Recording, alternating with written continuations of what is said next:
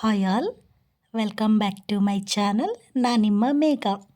ಇವತ್ತು ಸಿಂಪಲ್ಲಾಗಿ ಆ್ಯಂಡ್ ಸಖತ್ ಟೇಸ್ಟಿಯಾಗಿ ಚಿತ್ರಾನ್ನ ಮಾಡ್ಕೊಳ್ತಾ ಇದ್ದೀನಿ.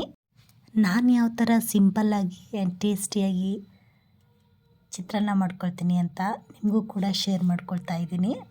ನೋಡ್ತಾ ಇರ್ಬೋದು, ನಾನು ಆಲ್ಮೋಸ್ಟು ಏನೇ ತಿಂಡಿ ಆಗಲಿ ಅಡುಗೆ ಆಗಲಿ ಏನೇ ಮಾಡಲಿ ನನಗೆ ಏನೇನು ಬೇಕೋ ಅದೆಲ್ಲ ಫಸ್ಟು ನಾನು ಎಲ್ಲನೂ ತೆಗೆದು ಒಂದು ಕಡೆ ಸ್ಟೋರ್ ಮಾಡಿ ಇಡ್ತೀನಿ. ಏಕೆಂದರೆ ನಾವು ತಿಂಡಿ ಮಾಡಲಿ ಅಡುಗೆ ಮಾಡಲಿ ನಮ್ಮ ಕೈಗೆ ಸಿಗಬೇಕು.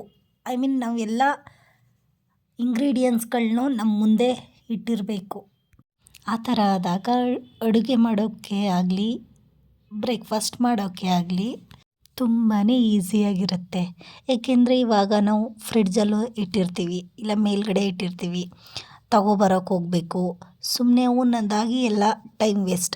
ಅದಕ್ಕೆ ಏನು ಮಾಡಬೇಕಂದ್ರೆ ಈ ಥರ ನಾವು ಅಡುಗೆ ಮಾಡಬೇಕಾದ್ರೆ ನಮಗೆ ಯಾವ್ಯಾವ ಪದಾರ್ಥಗಳು ಬೇಕು ಅದನ್ನೇ ಫಸ್ಟು ತೆಗೆದಿಟ್ಕೊಂಡು ಆನಂತರ ಚಾಪ್ ಮಾಡಿಕೊಂಡು ಅಡುಗೆ ಮಾಡಿದ್ರೆ ತುಂಬಾ ಈಸಿಯಾಗಿರುತ್ತೆ. ಈ ಟ್ರಿಕ್ಸ್ ನನಗೆ ಮೊದಲಿಂದನೂ ನಾನು ಫಾಲೋ ಮಾಡ್ತಾಯಿದ್ದೀನಿ.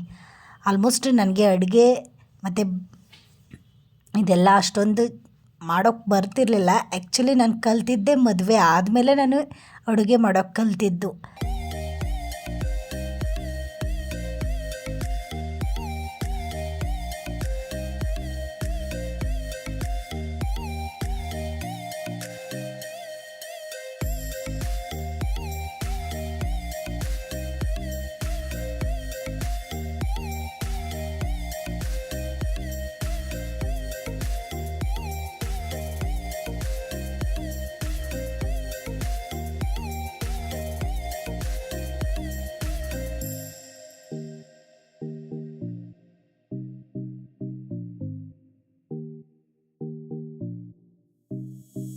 ಇವಾಗ ನಾನು ಎಷ್ಟು ಚೆನ್ನಾಗಿ ಅಡುಗೆ ಮಾಡ್ತೀನಿ ಅಂದರೆ ಗೈಸ್, ಹೇಳ್ಬೇಕಂದ್ರೆ ಸೂಪರಾಗಿ ಅಡುಗೆ ಮಾಡ್ತೀನಿ. ಎಲ್ಲರೂ ಅಷ್ಟೇ, ಏನು ಈ ಥರ ಮಾಡ್ತೀಯ, ತುಂಬ ಚೆನ್ನಾಗಿ ಮಾಡ್ತೀಯ, ಅದರಲ್ಲೂ ವೆರೈಟಿ ಮಾಡ್ತೀಯ ಅಂತಾರೆ.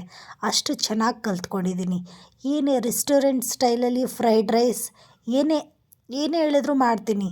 ನನಗಂತೂ ಇವಾಗ ಫುಲ್ ಅಡಿಕ್ಟ್ ಆಗಿಬಿಟ್ಟಿದ್ದೀನಿ ಅಡುಗೆ ಮಾಡೋದ್ರಲ್ಲಿ. ಸಿಕ್ಕಾಪಟ್ಟೆ ಚೆನ್ನಾಗಿ ಮಾಡ್ತೀನಿ. ನನಗೆ ನಂಬಿಕೆ ಇದೆ. ನನಗೆ ನಂಬಿಕೆ ಅನ್ನೋದಕ್ಕಿಂತ ಹೆಚ್ಚಾಗಿ ನಾನು ಬಡಿಸ್ತೀನಲ್ಲ, ನನ್ನ ಹಸ್ಬೆಂಡ್ ಕೂಡ ಅಷ್ಟೇ ತುಂಬಾ ಟೇಸ್ಟಿಯಾಗಿ ಮಾಡ್ತೀಯ, ಚೆನ್ನಾಗಿದೆ ಅಂತ ಹೊಗಳ್ತಾನೇ ಇರ್ತಾರೆ. ತುಂಬ ಚೆನ್ನಾಗಿ ಮಾಡ್ತೀನಿ. ಇವಾಗ ಸಿಂಪಲ್ಲಾಗಿ ಲೆಮನ್ ರೈಸ್ ಮಾಡ್ಕೊಳ್ತಾ ಇದ್ದೀನಿ. ಒಗ್ಗರಣೆಗೆ ಆಯಿಲ್, ಸಾಸಿವೆ, ಕಡಲೆಬೇಳೆ, ಕಡಲೆ ಬೀಜ, ಈರುಳ್ಳಿ, ಮೆಣಸಿನ್ಕಾಯಿ, ಕೊತ್ತಂಬರಿ ಸೊಪ್ಪು, ಕರಿಬೇವು ಇಷ್ಟನ್ನು ಹಾಕಿ ನಾನು ಆಲ್ರೆಡಿ ಅದನ್ನು ಫ್ರೈ ಮಾಡ್ಕೊಂಡಿದ್ದೀನಿ.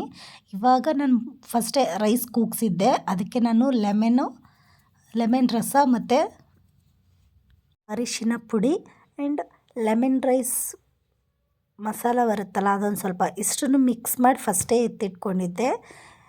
ಇವಾಗ ಮಿಕ್ಸ್ ಮಾಡ್ತಾಯಿದ್ದೀನಿ. ಯಾವಾಗಲೂ ನಾವು ಲೆಮನ್ ರೈಸ್ ಮಾಡಬೇಕು ಅಂದರೆ ರೈಸು ನಾವು ಇಟ್ಟಾಗ ನೀರು ಒಂದು ಸ್ವಲ್ಪ ಕಡಿಮೆ ಹಾಕಬೇಕು, ಇಲ್ಲಾಂದರೆ ಈಕ್ವಲಾಗಿ ಹಾಕಬೇಕು. ನೀರು ಜಾಸ್ತಿ ಹಾಕ್ಬಿಟ್ರೆ ಮುದ್ದೆ ಥರ ಫೀಲ್ ಆಗುತ್ತೆ. ಆ ಥರ ಮಾಡಬಾರ್ದು.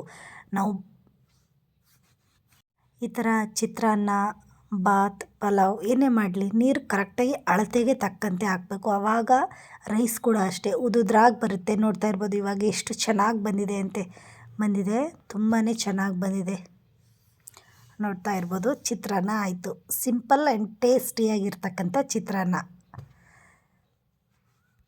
ನನ್ನ ಚಾನಲ್ನ ಸಬ್ಸ್ಕ್ರೈಬ್ ಮಾಡ್ಕೊಳ್ಳಿ. ಈ ವಿಡಿಯೋ ಇಷ್ಟ ಆಗಿದೆ ಅಂತ ಅನ್ಕೋತೀನಿ. ಯಾರೆಲ್ಲ ನನ್ನ ಚಾನಲ್ ಸಬ್ಸ್ಕ್ರೈಬ್ ಮಾಡ್ಕೊಳ್ದೆ ನೋಡ್ತಾ ಇದ್ದೀರಾ, ಪ್ಲೀಸ್ ನನ್ನ ಚಾನಲ್ ಸಬ್ಸ್ಕ್ರೈಬ್ ಮಾಡ್ಕೊಳ್ಳಿ.